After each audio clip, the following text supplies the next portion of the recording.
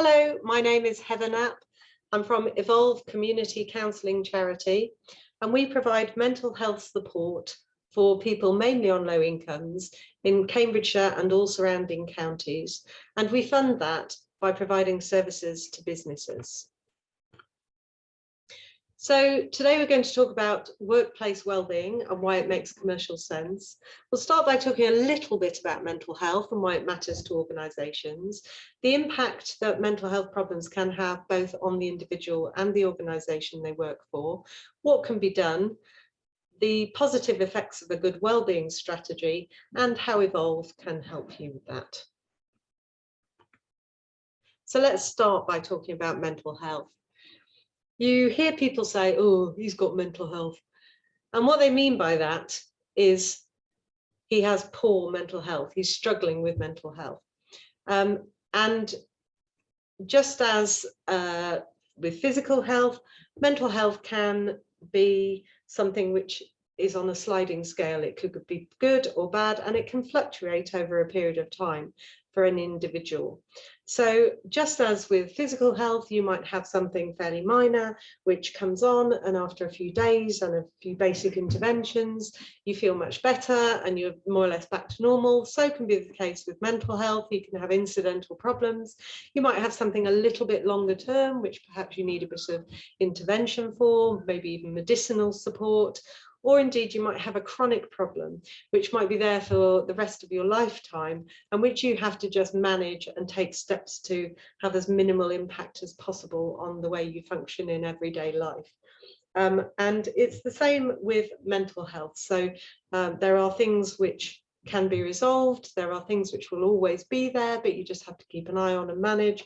And there will be good days and bad days, and I'm sure we're all used to that. So some of the common or most common mental health problems include the following. It's not an exhaustive list, and some of the ones towards the top of that list are the former things I was talking about. So fairly minor things which come and go on a normal basis. But if unchecked and unmanaged and just left, they very rarely get any better. So it's important to take some kind of action to try and alleviate the symptoms. Whereas things further down the bottom of the list are more serious, more ongoing, and may well require a combination of therapies, including talking therapy and perhaps medicinal intervention. So what is good mental health? What's poor mental health? Well, there are many signs and symptoms, both emotional, physical, behavioural, and they have a huge range of how they manifest themselves. And indeed, no one person will manifest their signs of poor mental health in exactly the same way as another. Just as with any physical health condition, you can have various symptoms and one person will experience them, whereas another may not, but they both have the same condition. And so it's the same with mental health. But commonly, you will find that perhaps people are feeling irritable or upset. You'll see changes in their behaviour. They might have difficulty sleeping and generally struggling to cope with everyday life or function what they would perceive as normally in everyday life. So you will find that people are generally able to notice that something's not quite right, but may not attribute it to a mental health problem. But these are some of the more common things that they might experience. So just a few facts about mental health. I think it's really quite widely reported now that in any given year, on average, 1 in 4 people will experience a problem with their mental health. But that has increased massively during the pandemic. And in fact, we've seen a several-fold increase in the number of referrals of people referring to Evolve for counselling support, particularly with anxiety and depression. But I think most people at some point over the period of the pandemic have experienced signs or that their mental health isn't quite on a par as it may have been in the past. And in fact, with 90% of adults reporting that they perceive mental health problems still to have a stigma, it's really important that we recognise those figures might not be accurate because people tend not to present for support or even report that they're struggling if they think that there might be negative connotations with that. However, with 17% of adults experiencing suicidal thoughts through their lifetime, it's really important that things are addressed and things are even identified as being a problem, because in some cases, people may go on to try and harm themselves, others, or even try and take their own life. And so lack of intervention with mental health problems can have some really serious side effects or repercussions, and indeed the wrong kind of intervention can also be quite damaging. So with 2/3 of adults with mental health problems saying that work has contributed to their illness, it's really important that as employers, we notice and deal with any problems that there may be, both for the benefit of the individual and indeed for our organisation, because it will ultimately have an impact. And most people with mental health problems don't tell anyone for over a year. And with early intervention being absolutely key to the most positive and prompt resolution to any mental health problems, it's really important that we get that down. And it's probably down to the stigma, actually, that people perceive. Many people perceive, mostly wrongfully, that if they go to their employer and say that they're struggling with their mental health, it might have some kind of negative impact, either on their consideration for promotion or even maintaining or staying in their current role. So let's look at why people are mainly absent from work. And I think traditionally we have always perceived that most people were absent from work because of physical health problems, and in particular bad backs. That's what most people traditionally have associated with ill health from work. However, as you can see from this, mental health issues, particularly stress, depression and anxiety, have overtaken musculoskeletal disorders quite significantly in recent years. And if we bear in mind as well that we've said not everybody will be completely honest about why they're phoning in to be sick, then we have to consider that those proportions might be even higher. So if we look at the reasons for this stress and anxiety and depression, 44% of people are quoting workload as a primary factor. These figures are quite old, but they haven't, the Health and Safety Executive hadn't produced new figures since. And it means that because there is an ever-increasing focus on efficiency and productivity and cost reduction, that those who are in work are under increased pressure to increase their performance and their output, and it does increase stress levels significantly. And although we are designed as human beings to be resilient enough to cope with a fair bit of stress, and it's a natural reaction or a natural response to threats, it's not designed to be an ongoing production of those hormones that are coursing around your body to combat the stress, and that can ultimately have a damaging effect if it goes on for a prolonged period of time. So not only do organisations have a duty of care to support their staff, but it is an important factor in whether or not people want to remain working from you, and you are likely to get much more a higher turnover of staff if you don't look after the people you've got. And in an industry, or in the UK particularly, we are predominantly service sector industries, and even in manufacturing industries we tend to have a customer facing section of our business. So it's really important that our people, who are a large component of our business success, are performing well. And in fact, to do that, just as with any tool for your business, you have to maintain it. And even in searching for work, particularly amongst the younger generations, well-being is now a top criteria when they're looking for an employer. And in some surveys, young people have even placed it above salary and career progression as an important factor when choosing who to work for. Workplace size is also important. We see here that perhaps the larger organisation, the higher levels of mental health problems you're likely to see. This could be, or rather the higher rates of absence you're likely to see because of those problems. It could be because people are more likely to take time off work because they feel they're a less important component of that business. If you are a very small cog in a very large machine, you know that if you're not there, there are other people who will pick up the slack. There are other people who will take on your workload. And perhaps in a smaller organization, not only do you feel that perhaps there just is nobody else, you have to do it, you have to go in, you have to struggle in, because otherwise it just won't get work done, and then there'll be some really terrible repercussion. But also you might feel a little bit more increased or higher levels of loyalty to your employer because it is a small organization. You know, every penny counts and it matters to them. So as organizations, what we need to be doing is making sure that people, even in larger organizations, feel those same levels of loyalty. And we do that by showing loyalty to them, by looking after them, making them feel important, making them feel valued. Poor mental health in staff can have a number of adverse effects. We've talked about absence, and obviously if somebody is struggling to perform or struggling to function, they are more likely to call in sick and get signed off by the doctor. But also they are more likely to leave if you've got an uncomfortable atmosphere within your working environment. You're not going to want to remain in there. If you're struggling with your mental health, you're also likely to be less productive.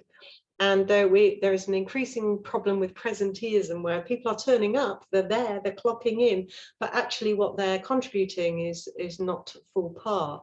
And in fact can have a negative impact while they're there, particularly if there starts to be conflict between colleagues. You can imagine if somebody isn't performing particularly well or is perceived not to be pulling their weight, and they're challenged on that, then it could result in an awkward situation and potentially longer term conflict between those people.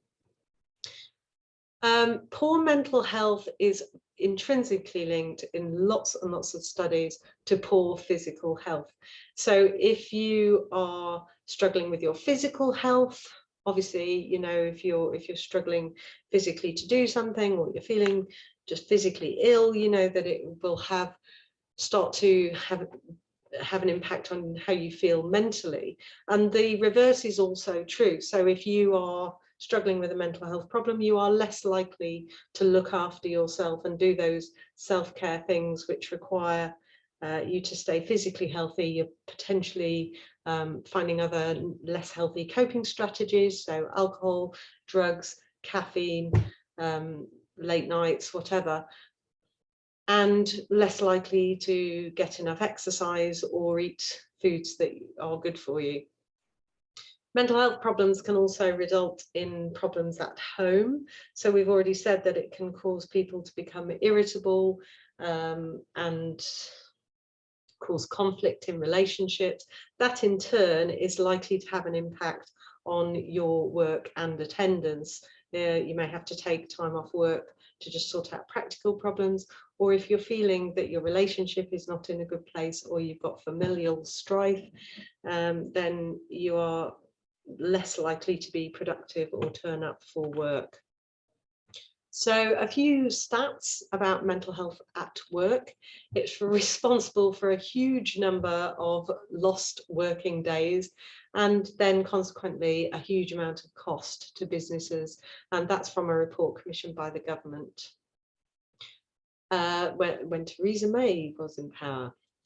2/3 of adults with mental health problems say work has contributed to their illness. So it's really important that that perception is reversed, and that when people are struggling with their mental health, they are adequately supported, and that reasonable adjustments are put in place so that they can either get over or learn to manage whatever their condition is and continue as normal as soon as possible.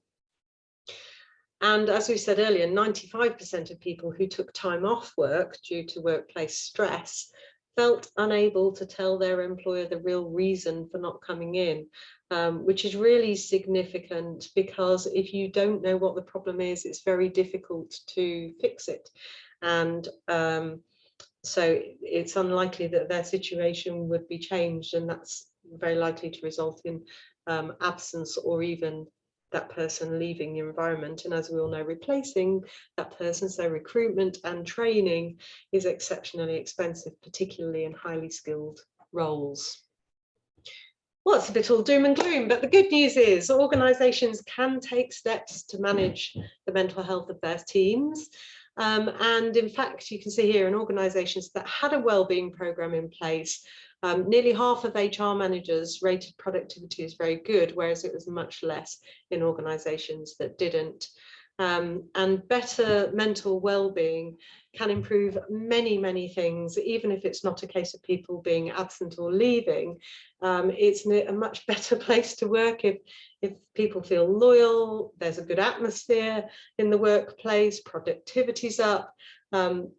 Improved cognitive function will lead to more creativity, better problem-solving skills, and people working together better as teams, so with the right attitude and increased energy levels, and generally better physical health, which in turn leads to better attendance. So it's a win-win situation, really, and a recent study by Deloitte found that employers can gain a 5-to-1 ratio return on wellbeing investment, which is a huge amount. In any other kind of investment, you'd think that was almost a no-brainer, really. So it's really important to not just put a wellbeing program in place, but the right wellbeing program. I think in days gone by, people kind of gave money off a gym membership and put a bowl of fruit in the canteen, and thought, right, that's wellbeing done. But as we are all individuals and we have different motivators and different problems, in fact, it's really important to have a wide-reaching wellbeing strategy, which incorporates not only lots of different groups of people, but also lots of different challenges that they might be struggling with. So an example of that could be menopause, with half the workforce being female, and with you know, an ever-aging or increasing age of workforce, it's very likely to affect a large proportion of your workforce. And indeed, those that aren't affected directly are likely to have wives, sisters, partners, parents, or even children who might be struggling. So it's a good idea to make sure that everybody is included and invited to participate, whatever demographic you're aiming at. So what organisations can do to manage their team's mental health? As we said, put a proper wellbeing strategy in place. It's something which needs careful thought and costing, and really to consider all aspects of mental health, not just get fixated on one particular area. And there are many specialists out there, consultants who specialise in putting wellbeing strategies together. Your HR business partner will be able to help you with that, and can be involved in helping you put that together too.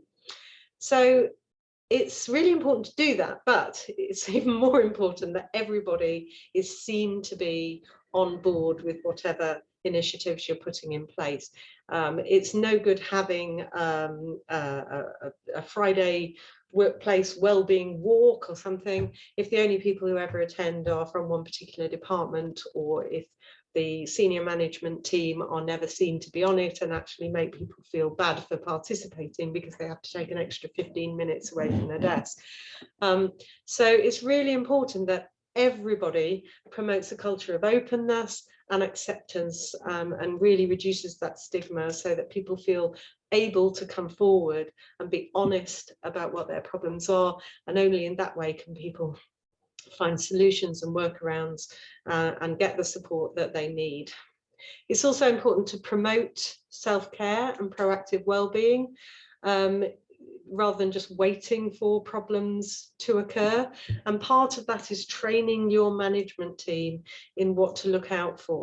It's no good waiting until people are at crisis point and trying to do something drastic, or even, getting themselves signed off for long periods of time. It's much, much better if at the point where somebody is just starting to struggle, the right intervention can be provided, and managers can have meaningful and effective conversations with their staff about mental health, and really work towards a positive outcome rather than making things worse. And obviously, Evolve can provide wellbeing training and mental health awareness for your management team. Mental health first aiders are an incredibly powerful team. So this is people who volunteer to be involved in being first line support for people who are struggling, and they are generally people who are interested in the topic and may even have experience of it, but they are not the silver bullet. And just as with physical first aiders, there comes a point at which they can't help. You wouldn't expect them to provide surgery in your canteen. And it's the same with mental health. They can't do everything. They're not everything. They need support of their own, because when you're listening to other people's problems on an ongoing basis and repeatedly, it can start to impact your own mental health. So we can provide peer support groups for mental health first aiders, but also it's important that they have somewhere to signpost to, because part of the mental health first aid training is about recognizing boundaries and at what point your remit stops and that you need to pass it to the next level. So just as with your physical first aider, there are times when a sticking plaster isn't enough and they perhaps need to call an ambulance or take somebody to A&E. Exactly the same with mental health first aiders. They need to have somewhere to signpost to. And that's where a really good quality second level support service or counselling comes in. And obviously Evolve can help you with that, because that's one of our main things that we provide. But it's not just down to employers. This is a partnership, and it means that everybody has to play their part in the crusade of making things better. So what can staff do? What should staff do? Be aware of and responsible for your own mental health. You can't expect your employer to be there and pick up the pieces all the time if you're not doing the right things to help yourself. And that's really an important part of the counselling process as well, is recognising what you can do to make your own situation better. We have a number of issues which I'll talk about later about self-care. There's also information, free downloads or free articles on our website which you can refer people to. And they can follow the advice they're given. We all know we should be eating a lot more vegetables, cutting down on caffeine, giving up smoking, do a lot more physical exercise.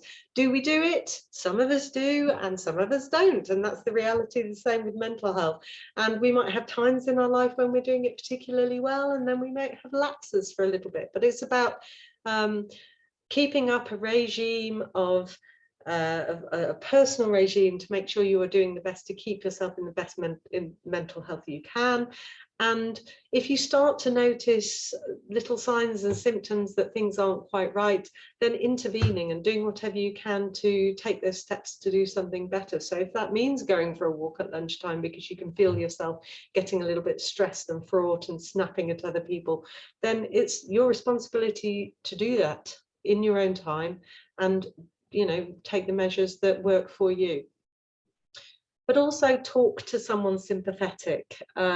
In most cases, at the point at which somebody feels like talking, so early on in the problem, just having an outpouring to somebody is quite often enough. You just need a sympathetic listening ear and letting off steam. Obviously, it's not always going to be enough, but for many, many cases it is. And as we become increasingly isolated, both in our work environments, home environments, and particularly during the pandemic, we have less interaction with other humans and less connection with other humans. So it's really important that we have people that we can confide in and that we know that that's a safe space and it's not anything we say is not going to go any further. And also that we are honest with other people, but and mainly with ourselves about what the problems are. So it might be that we're blaming somebody else for something, but we know deep down that actually this is something that we have control over. It's within our remit, and therefore we need to take action to make something better. And then if you do talk to someone, if you do confide in somebody, make sure you are honest about your situation and your feelings. Otherwise, it's going to be very difficult for them to help you. But the other thing is to ask for professional help if it's needed, and not to be afraid of asking for professional help. So if you've been confiding in your friend and your problems are still ongoing for several weeks and you're not getting any better, or if you feel you're getting worse, take that initiative and ask your HR team or your general manager and say, please, can you help me? I need professional help. Most of the people we work with contact us on a one-off basis because somebody has come to them and said, I'm struggling, I just need support. And in fact, our pay-as-you-go payment model works really well for smaller organisations who can't commit to an EAP, an employee assistance programme, because it's quite a big financial undertaking. So a lot of our clients may not refer to us from one year to the next, but we're there if and when they need us for the incidental cases. Yeah, happy to talk to you about that if that's your situation.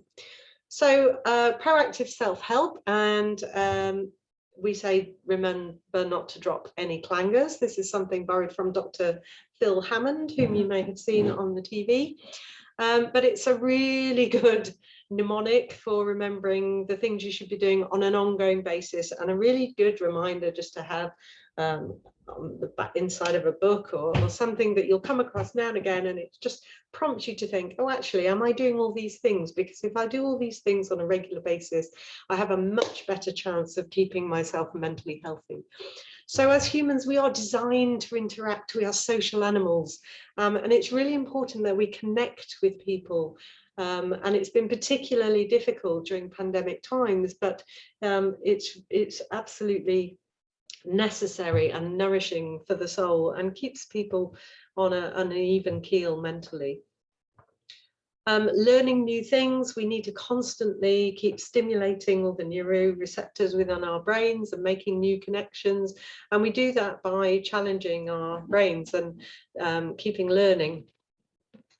Activity also is key. In fact, many of these things you'll notice are very, very similar to promoting good physical health, because the two are so intrinsically linked. But getting a good oxygen flow around your body and getting those endorphins pumping, it just makes you feel better. Mindfulness is something which came in a few years ago, but if you start to really notice the world around you and start savouring the details, lots of people have perceived mindfulness to be emptying your mind and thinking of nothing, but that's not really what it is. It's about, it's a diversion technique really to draw your attention away from the things that are perhaps worrying. So it's particularly effective for anxiety and panic attacks, and it just allows you to really, really focus in on the detail of one particular thing. So it might be your breathing, or maybe the sounds and smells around you, but it's a really, really way to reduce the heart rate and just help you to relax and focus and get some and become more grounded. Giving back, gosh, giving back is why everybody is involved with charities, because it makes you feel good to do something for other people, to know that you're making a positive contribution in the world.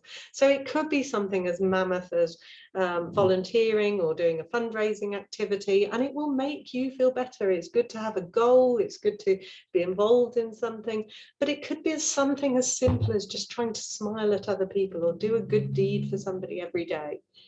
But it will improve your mood. Eating well, there are various foods which release sort of happy hormones, if you like, serotonin in the body. And very boringly and disappointingly, I'm afraid, it's all the similar things which are really good for your physical health. So it's things like the pulses, the vegetables, the nuts, the wholemeal grains. So we need to make sure we are enjoying a really balanced diet, but a healthy diet. Taking time to relax, as I said before, we're designed as human beings to be able to cope with intermittent stress, and we're fairly resilient if it's short term and in short bursts. But we are leading increasingly busy lives, and so for a lot of people it is constant stress, and it's constant go, go, go, go, go, and they don't really get time to let their bodies settle down, to reduce their heart rate, and just to breathe properly. And it's really important, even if you're not asleep, to just take time every day to focus on your breathing and relax, and just have some quality time where you're not feeling challenged, really. It's all about balance. But finally, we know how important sleep is, and it's so hard if you're not a good sleeper to hear things like you need to get 6 to 8 hours of good quality sleep. But there are things you can do to improve not only the length of time that you sleep, but also the quality of sleep you get. So again, there's information on our website about sleep hygiene, and a lot of that is linked to other things like relaxing and mindfulness.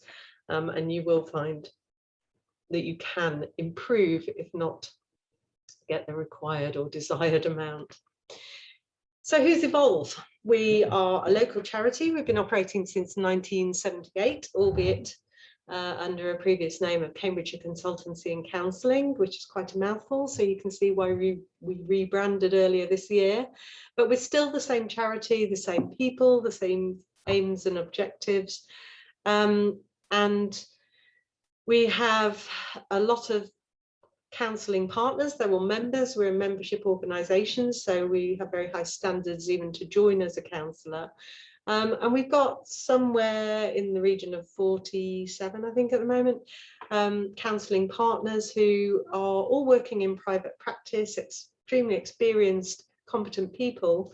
But they work for us on a semi-philanthropic basis at a much reduced rate to allow us to reach the people who really are in need. We don't ever use trainees. I know a lot of charities do for cost purposes, but we want to ensure that no matter how low an income you're on, you are getting the same quality of experience as someone who perhaps doesn't have the same advantages financially.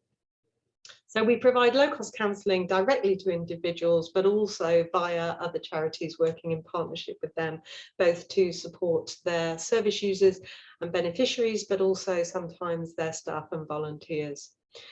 And our charitable work, as I said, is funded by providing services to businesses, and we work with a wide range of business partners, from organisations with thousands of employees, statutory or public service organisations, but also SMEs.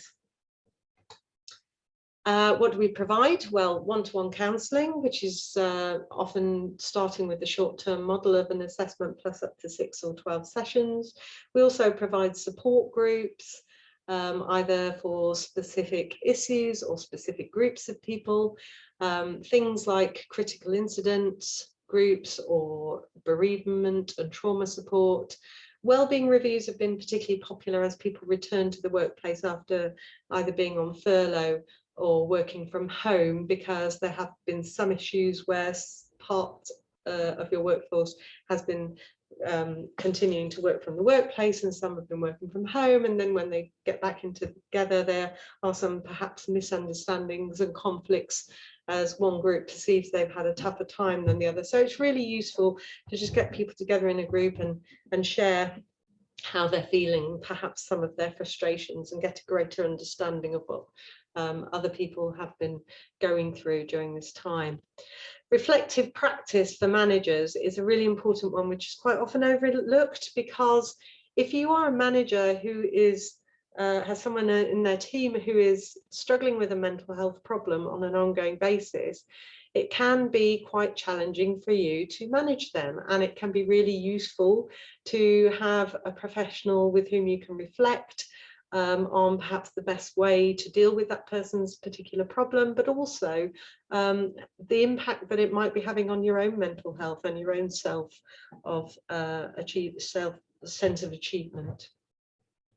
But we also have some more proactive programs, so training, webinars, workshops in various things, the most popular of which are mental health awareness sessions for individuals and managers.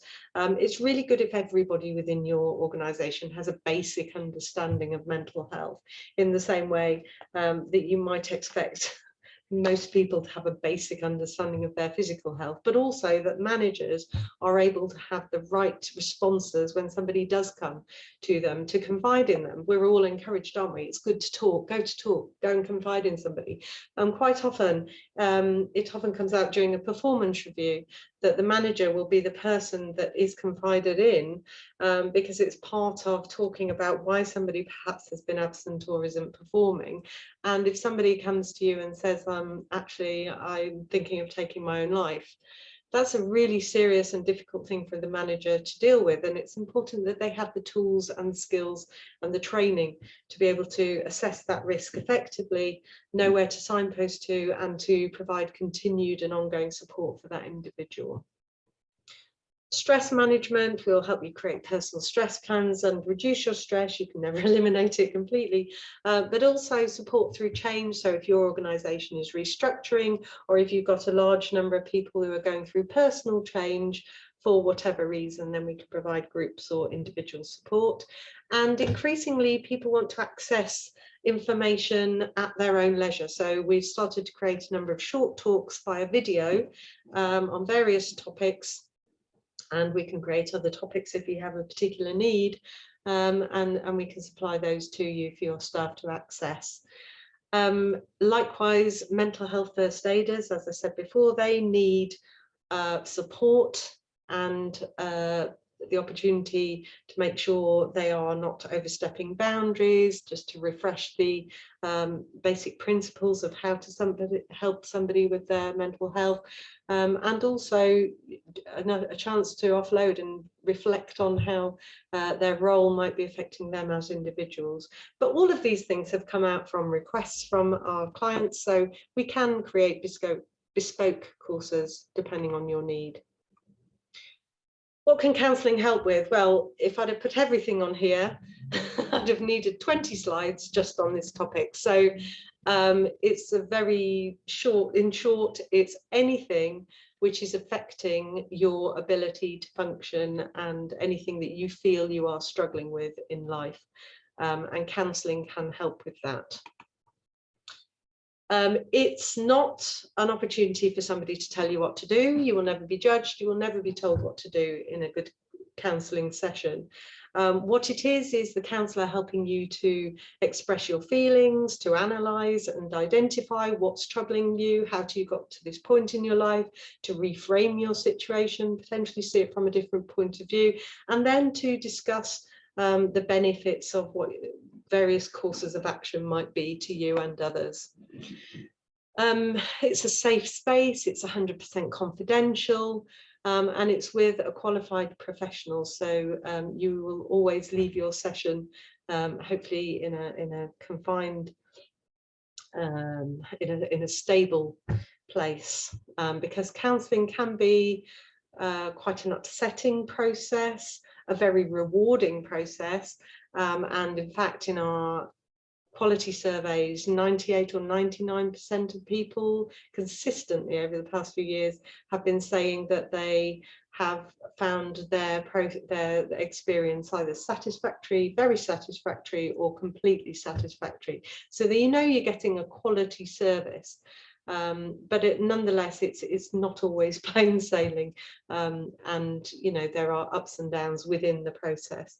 But a counsellor will help you to explore potential ways or changes of behaviour or potential solutions, and for some problems which are irresolvable, to reach acceptance of your situation. It can also help people to build their confidence and self-esteem and to relate to people in a better way. And where you have got a chronic condition, just learning healthy coping strategies rather than resorting to unhealthy means. So how it works, as I said, we've got a lot of different counsellors, all with various counselling modalities and backgrounds, because there is no one size fits all. I know a lot of GPs seem to refer everyone to CBT, which is great if that's the kind of solution that works for you, but that's like saying the only solution to a headache is aspirin. Everyone is different, everyone responds to different therapies in different ways, and it's about finding the right match for that individual. So that's what we'll do, and because we've got so many counsellors, very often we can find just the right person for that person. The client must be ready and able to engage with the counselling process. As I said, it must be a bit up and down. So it's about understanding, or about that person understanding, firstly, and recognising that there is an issue, and secondly, be willing to explore what's the cause of it and how it's affecting them. So we carry out an assessment initially, and just like in a performance review or an annual one-to-one or a monthly one-to-one, during that process you would set goals and expectations and boundaries. For example, we don't ever want anyone turning up to a counselling session drunk, because it's impossible to carry that out effectively. And then we'd ask them to attend regularly and review progress, and assess honestly whether there is further need, or whether they're happy to go out on their own and try and implement some of the techniques that they've been working on during their sessions. As an organisation, we can either then invoice you for any sessions during that month if you're enrolled on our pay-as-you-go service, or if you're on a monthly fee service, you get billed the same amount each month, so that you know what your expenses are likely to be. And then once you have set up a short agreement with us, you can just, it's a very quick process to refer other staff members as and when you need to. So why use Evolve? The four main benefits are our quality of service. I've already explained that we have very good feedback from the people who've received counselling from us, and the level of education that our counsellors have to reach. We also insist that they undertake safeguarding training, health and safety training, DBS checks or enhanced checks. We're members of BACP, so they have to adhere to BACP ethics and guidelines as well. It's value for money. Ultimately, you may be able to find cheaper counsellors in our area, but not with the same level of education or experience. And it's really important that you get the right counselling experience first time. We sometimes get people come to us who've had a poor quality counselling experience in the past, and they're a little bit reluctant to present to counselling, and they wait until they're till they've reached crisis point, which is obviously not ideal, because then things are much more difficult to work with. So we are very price competitive, and as I said, with various payment options. It's really quick and easy to access support. Generally, when the agreement has been set up and confirmed, if somebody calls our reception to report for counselling from your organisation, they will be matched up with their counsellor within a few days, and will probably receive their first session within those few days. So it's not like a triage service and then you're on a long waiting list like with the NHS. Sometimes it's you know, straight in there to talk to a counsellor. The benefit to the local community, well, we are taking people or preventing too much strain on the NHS. So we quite often get people who have been referred to counselling through their GP, have been told they've got a 4 or 5 month wait, recognise that they could have deteriorated quite substantially within that time, and so they come to us instead to access support, and quite often because of that their employer is prepared to fund their support. But as I said, we also partner with various charities, so we are working within the local community to help people where the need is greatest. So when people have been for counselling, we do ask them to complete a tick box survey, but we also give them the opportunity to make comments, free comments about whatever they feel their experience has been. And I won't read them out, but it's really wonderful to hear some of the things they say about how people have managed to change their lives and turn their situations around.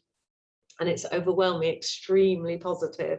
But reading things like, I honestly believe that my lovely counsellor saved my life, is really just quite touching, because then we know we're doing a great thing, and that it's not a one-size-fits-all, but overwhelmingly most people will have an extremely positive experience and benefit from their counselling support.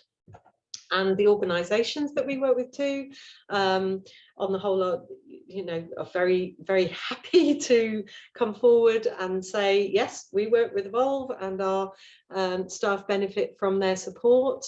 So we've got here some of our clients that have been working with us a number of years, and would really advocate for our service, because they recognise that not only have their absence levels been reduced as a direct result of the support we're providing, but also it's having a positive impact on well-being and general loyalty within their workplace, because their staff feel more appreciated and supported. And that's from large organisations, corporates, as you can see, and councils. So what to do now? Well, contact me, Heather Knapp, either by email or on my phone, to discuss exactly what your needs are and how we can help. We're not going to sell you something which isn't going to be right for you, but if we have a solution that can help you, we would love to work with you. If we don't, but it's something we could provide in the future, we'll work with you to come up with a plan to support what you need. And there are various ways of working, so we're quite flexible. That's the beauty of being small and local. Choose a service that's appropriate for you, choose a payment plan that's appropriate for you. There's a very short 2-page agreement to sign, but it can all be done via email in a matter of hours. And then your staff will be able to call and present for support. And as I say, that happens very quickly. Please tell everybody that you support your teams and that you're working with Evolve. Not only will you become an employer of choice, but we don't have a marketing budget, a marketing department. We don't advertise anywhere. Most of our business comes from word of mouth, from people being pleased with our service, recognising the benefit it gives to their organisation, and referring on. So please pass my details on to anyone. If you've worked with us and you're pleased with our service, shout about it, put it on your social media, tell people. If you hear any of your colleagues, friends, business connections saying that they've got a problem that they're struggling with, and it's something that you think Evolve can support with, please put them in touch with me. We'd love to hear from them. And if you are an organisation that has adopts a charity of the year, we would love to partner with you. As I said, it's been a really tricky time for us. We've been going for 43 years on this really stable business model of our corporate income funding our charitable work, and it's all worked in this beautiful fine balance for all this time. And then suddenly the pandemic hits. We have 3 times sometimes as many charitable referrals as before, and we need to increase the amount of corporate work that we're doing in order to fund that. But then, we need donations. So we're really happy to receive donations on our website. If you want to run a bake sale or any small thing that your staff want to do, a sponsored event, please do that and make a donation on our website. If you'd like to make a larger donation and perhaps work with us to shout about that, and it's good PR for your organisation to say that you're working with a local mental health charity, then of course we'd love to talk to you and find out how we can work together. Thank you for listening, and hopefully you will focus on the workplace wellbeing, and maybe we'll hear from you soon. Thanks very much.